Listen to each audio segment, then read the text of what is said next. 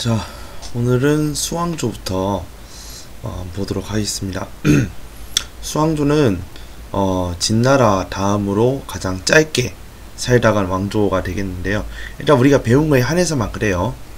일단 먼저 진나라가 15년이었다면 수나라는 그래도 37년 정도는 버틴 나라인데요.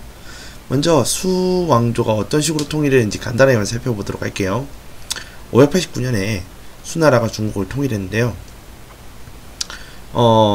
이 수나라 앞에가 어땠는지 한번 잘 생각해 보시면, 자, 수나라 전이 뭐였어요? 위진남북조였잖아. 즉, 그러니까 북조와 남조가 있다면, 자, 북조는 저번 시간에 뭘 했냐면, 선비족이 세운 북이란 나라가 대표적이 될 것이고, 남조는 한족이 세운 국가들이 경합을 벌이는 그런 구도로 갔단 말이지. 이 두 개를 이제 통일시킨 것, 즉, 이걸 보시면 되겠죠. 이 북조와 남조를 모두 통일시킨 것이 수나라가 되겠다. 자, 그래서 이 수나라가 589년에 통일을 완성을 합니다. 자, 두 번째, 자, 수나라는 토지제도와 군사제도를 정비를 하고요. 그 다음에 이 두 내용보다는 사실 이 내용이 더 중요하죠. 과거제라는 것을 실시하게 됩니다. 즉, 이전까지의 관리 추천제는 어땠어? 구품중정제라든지, 그죠? 약간 이런 식으로 하다 보니까, 추천, 또는 우리는 이런 걸 보고 천거제라고 보통 얘기를 하잖아. 그죠? 그래서 이러한 천거제 방식으로 이제 인재를 뽑았는데, 그러다 보니까 이제 문제점들이 생기더라는 거죠. 황제한테 충성하는 사람이 아닌 사람이 뽑힌다라든지, 아니면 좀 능력 면에서라든지 이제 좀 딸리는 사람들이 관료로 들어온단 말이지. 그러니까 여기서 말하는 과거제는 진짜 순수 능력만 가지고 보려고 하는 거죠. 네. 그러니까 호족이라고 해서 등용이 되고 호족이 아니라서 등용에서 밀리고 하는 그런 구품중정제의 단점을 보완하고, 오로지 능력을 가지고, 혈통이 아니라 이 능력을 가지고 인재를 뽑을 수 있는 그런 과거제도를 실시하게 됐다. 이러한 의미가 있는 겁니다. 이게 굉장히 중요한 의미가 돼요. 자, 그 다음 수문제 이후에 들어오는 사람이 수양제예요. 수양제가 처음이 아니거든요. 자, 그래서 우리 수양제에 대해서 간단하게 볼 건데, 먼저 하북 지역과 강남 지역을 잇는 대운하를 건설을 합니다. 옆에 있는 글은 사뿐히 무시해 주시고요. 자, 일단 이 대운하를 건설을 하는데, 하북 지역에서 강남 지역까지 중국을 가로지르는 대운하를 건설해요. 이렇게 중국이 있으면 이런 식으로 가로지른다고 보시면 돼요. 이거 혓바닥 아니에요. 그다음 두 번째, 고구려 원정을 떠나는데, 우리 한국사를 공부했던 친구들이라면 다 알 거예요. 고구려 원정을 가는데 약 한 119만 정도의 병력을 이끌고 가요. 사실 이 119만은 양제 때 이제 동원됐던 숫자고, 문제 때도 이제 고구려하고 싸웠던 그런 이제 사실이 있는데, 우선은 우리의 수양제에 대해서 볼 때는 가장 대표적으로 이 두 가지를 보더라는 거죠. 중국 안에서는 대운하 건설, 두 번째 우리 한국사와 연결 지을 때는 고구려 원정에 대해서 보는데, 문제는 우리 이 고구려 원정을 생각을 했을 때 고구려에는 누가 있었다라는 걸 생각해야 돼요. 고구려에 을지문덕이 있었지. 그래서 을지문덕 장군의 무슨 전투? 살수 전투, 즉 살수대첩에서 어떻게 돼? 대패를 하죠. 그러니까 고구려 입장에서는 대패가 아니라 대승이죠. 그죠? 그러니까 대첩이라고 하지. 어쨌건 고구려가 대패가 아니에요. 수나라가 대패를 하는 거죠. 그죠? 자, 멸망. 자, 사실 이 하북에서 강남으로 이어지는 이 운하를 건설하는 거는 대토목 건설이야. 그러다 보니까 대토목 건설하면 항상 뭐가 필요해? 많은 돈과 노동력이 필요해요. 그런데 돈도 그렇고 노동력도 그렇고 기본적으로 어디서 들어와야 돼? 백성한테서 들어오죠. 즉, 이 운하라는 이 운하를 건설하는 이 대규모 사업을 동원하는 데 있어서 백성들의 부담이 이만저만이 아니란 말이야. 그러니까 이것을 하다 보니까 백성들의 불만이 생기게 되겠죠. 그죠? 두 번째, 고구려 원정 실패야. 결국 이 고구려 원정은 아까 같은 이런 살수 전투에 의해서 대패를 하게 되는데, 사실 이 고구려 원정을 떠나게 됐을 때 어마어마한 돈과 그 다음에 어마어마한 병사와 어마어마한 무기와 등등등등, 기본적으로 다 뭐가 들어가는 것들이야. 뭐 병사 무기는 그렇다 치더라도 일단은 돈이 많이 들어가는 거죠. 그죠? 즉 이 돈은 어디서 나와? 세금에서 나오죠. 세금은 누구한테서 나와? 백성한테서 나오죠. 결국 백성의 민심이 악화가 되는 결과를 가져오게 되는 거고요. 역시 세금을 투자한 거기 때문에 재정까지 악화가 돼. 그래서 반란으로 인해서 자멸하게 되는 그런 좀 불운의 왕조가 아닐 수가 없어요. 그죠? 예, 중국 입장에서 우리 입장에서는 아주 감사한 거죠. 그죠? 고구려를 정말 싸움 잘하는 민족으로, 싸움 잘하는 나라로 이렇게 소개시켜 줄 수가 있게 돼서 개인적으로 너무 감사한 왕조긴 하죠. 자, 다음으로 당황 왕조에 대해서 볼게요. 자, 당황 왕조는 약 300년 정도 되는데요. 먼저 건국 618년, 이런 거 외우지 마세요. 당 고조 이연이라는 사람에 의해서 건국이 돼요. 그래서 당 고조에 의해서 건국이 되었다. 자, 발전. 당태종 이세민. 자, 사실 우리 당태종 이세민도 알고 있는 게 뭐 때문인 거야? 이것도 역시 이 사람도 고구려 원정을 나갔지. 그지? 나가서 결국 어떻게 돼요? 박살났지. 대패해서 돌아가죠. 그때 실력자가 누구였어? 개소문이었죠. 그죠?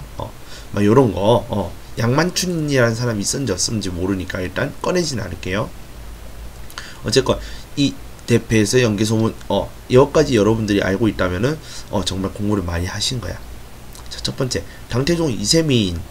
이 사람이 있었을 시기에 연호가 정관이었어요. 정관. 그래서 자신이 치세하던 기간을 정관이라는 연호를 붙이고 그 기간에 정치하면서 당나라가 많이 발전했단 말이야. 그래서 후대 사람들이 뭐라고 부르냐면 정관의 치라고 얘기를 합니다. 이 정관의 치 기간에 율령체제가 완성이 되었고요. 서역이 돌궐을 복속을 시켰단 말이야. 이 크게 두 가지를 했는데, 이 먼저 율령체제의 완성에 대해서 간단하게 볼게요. 수나라 때부터 이미 율령체제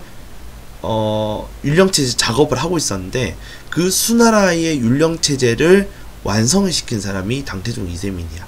그래서 뭐라고 돼 있어요? 수나라를 계승했다고 돼 있죠. 네, 이렇게 보시면 되겠고요. 다음 두 번째, 서역 지방에 있는 돌궐이라고 해서 얘네들은 그냥 쟤네 입장에서는 이제 이민족이에요. 중국 민족 입장에서 이민족이고 뭐 오랑캐고 그러는데,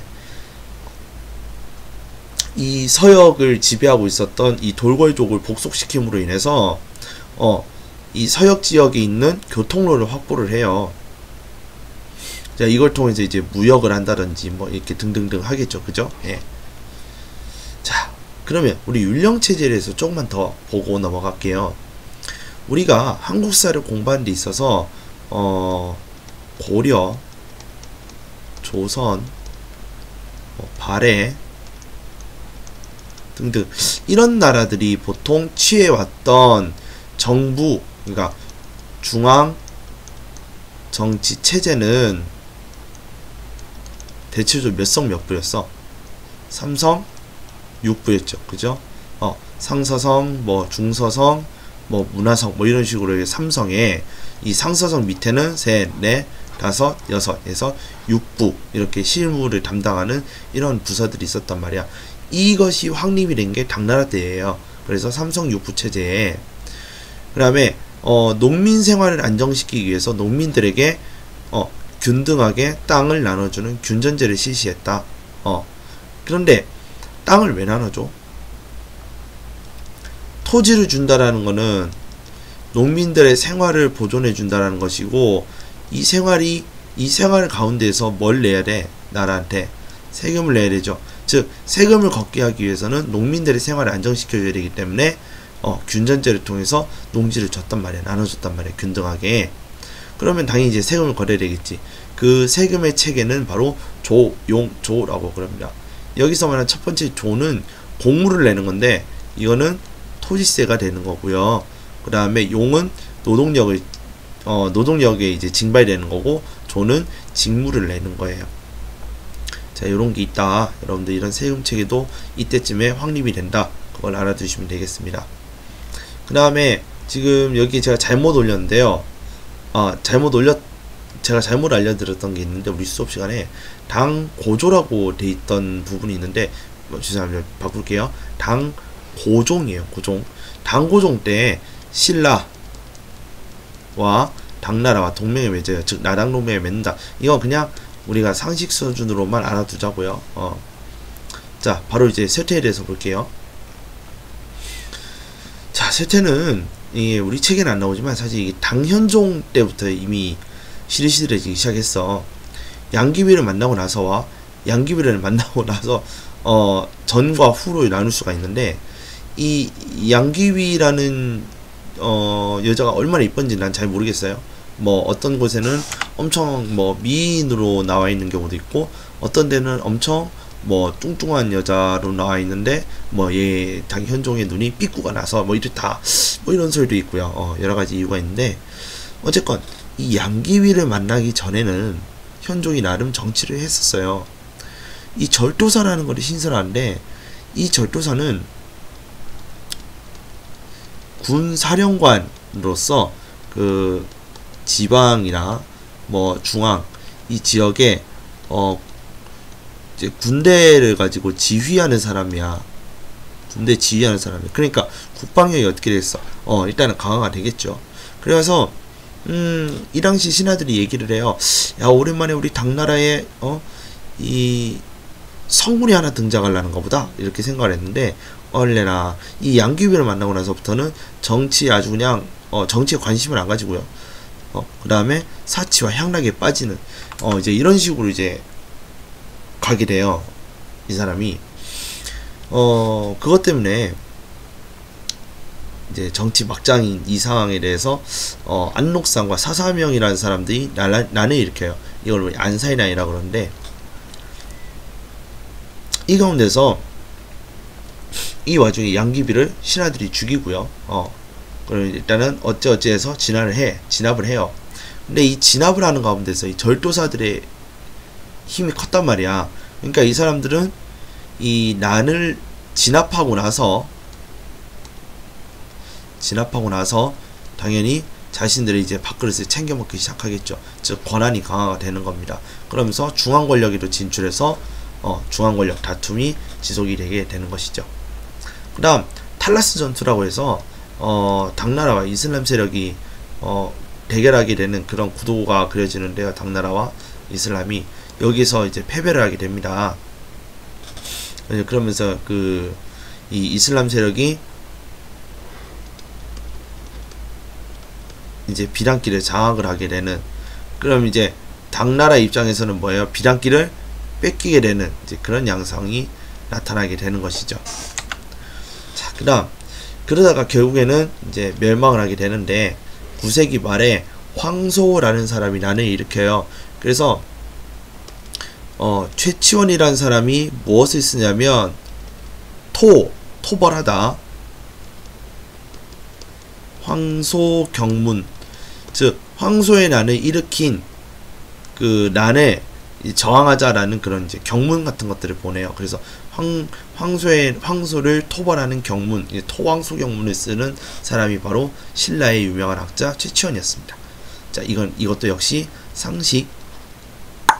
자, 그다음 10세기 초에, 결국은 10세기 초반에 절도사 출신의 주전충에 의해서 멸망을 하게 돼요. 근데 이 사람이 송나라에 세운 것은 아닙니다. 자, 어쨌건 우리가 당나라의 정치는 여기까지고요. 그럼 이제 당나라의 문화에 대해서 봐야 되겠지. 당나라의 문화에는 크게 두 가지 성격으로 볼 수 있어요. 하나는 귀족적이고 하나는 국제적인 성격이야. 자, 귀족적이라는 거는 뭐냐면 이 당시 지배층들이 향유하는 문화라는 것이죠. 그죠? 그러니까 뭐 좀 화려하고 고상하고 뭐 이제 그런 성격들이 묻어 나오겠죠. 그죠? 그러니까 이런 사람들이 이제 사랑이나 이런 것들을 어떻게 표현을 할까? 즉 이백과 두보 시인이란 대표적인 사람들이 나타나서 시를 쓰게 돼요. 그래서 이백과 두보의 시를 가지고 여러 그 유학자들이나 뭐 우리나라 같은 경우에는 뭐 우리나라도 마찬가지예요. 유학자들이라든지 뭐 선비들이라든지 이런 사람들이 시를 쓸 때 이백이나 두보의 시를 굉장히 좋아하는 내용의 글을 쓴다든지 아니면 이백과 두보의 형식을 딴 시를 쓴다든지 뭐 이제 그런 것들이 이 훗날 가서도 굉장히 유행을 하게 돼요. 자, 그다음 산수화의 대표적인 사람 왕유 이런 사람이 있고요. 그 다음에 구양순이라는 사람은 글씨로 유명하더라. 자, 여기까지 보고 그냥 넘어갈게요. 그 다음 이 당시 유학의 사조는 여전히 훈구학이었다. 자, 넘어갈게요. 그 다음 도자기에는 당삼채가 유명하다. 당삼채 요것이 교역품으로서 이제 굉장히 유명했던 제품 중에 하나예요. 당나라에서 만드는 세 가지의 채색으로 되어져 있는 도자기다. 자, 이렇게 생각을 하시면 될 것 같아요. 이건 우리 교과서에 있으니까 어떻게 생긴지 한 번쯤 보시면 좋겠어요. 다음 국제적 문화예요. 자, 장안이라는 도시가 있는데, 자, 우리가 이제 삼국지에 보면은 이제 나급이 한 이쯤에 있고요. 이게 낙양이. 그다음에 이 옆에 좀 커다란 도시가 하나 더 있어. 여기가 장안이야. 장안인데 이 장안이 국제도시로서 어마어마한 규모를 자랑을 하는 도시로 성장을 해요. 그래서 이때 마니교와 이슬람교가 들어오고요. 그 다음에 이 여러 나라 사람들이 살았는데 이 사람들이 사신으로서 유학생으로서 그 다음에 당나라의 불교를 배우러 온 유학생으로서 이런 사람들이 전부 이 장안에 살았다라는 거예요. 그러면 우리나라가 이렇게 있잖아. 그러면 신라는 어디 살았냐면 이쪽 산둥반도 쪽에 살았고요. 역시 같은 상루반도 쪽에서 살았던 사람들이 어디야? 발해 사람들이에요. 그죠? 이거 알고 있으면 여러분들은 대단하신 거예요. 자, 그 다음 외국 종교사원들도 있었다. 즉 그러니까 국제적이라는 거는 대체적으로 얘네들이 문화가 어떻다라는 거예요. 개방적이어야 된다라는 거예요. 그래서 뭐 경교, 노교, 불교, 조라스트 뭐 여러 가지가 있대요. 이러한 종교 사원들이 있었다는 거야. 왜? 이러한 사람들이 곳곳에서 오잖아. 그럼 그 사람들이 밀어야 할 곳이 있겠지, 그치? 그러니까 종교 성지 같은 게 있어야 될 거 아니야. 우리 식으로 교회 같은 데 있어야 될 거 아니니. 그러니까 이러한 종교들의 사원들이 장안에 가득했다라는 거, 네, 여러분들 이제 이해하시면 되겠습니다. 자, 그 다음에 비단길 장학으로 넘어갈게요. 자, 이 비단길을 통해서 이런 내용들이 중요한 게 아니라 이런 식으로 뭐냐, 서역과 중국 간 거래가 있었다라는 사실, 즉 거래가 있다라는 건 뭐했다? 교역을 했다. 자, 이렇게 여러분들 이해를 하라고 한 거예요. 알겠죠? 자, 그러면 송왕조부터는 우리가 조금 끊고 한번 가보도록 할게요.